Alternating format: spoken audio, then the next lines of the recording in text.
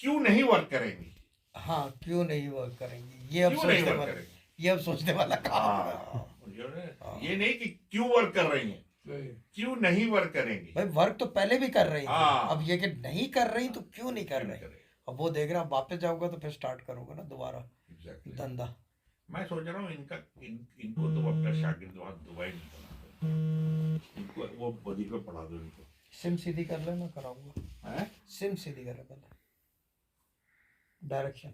मुराद भाई मैं बताऊँ आपको, आपको ये आगा खां बना देगा, वो 49th उतार करके आपको 50th बना देगा।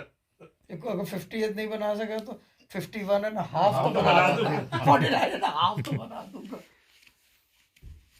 सिम सीधी होनी चाहिए।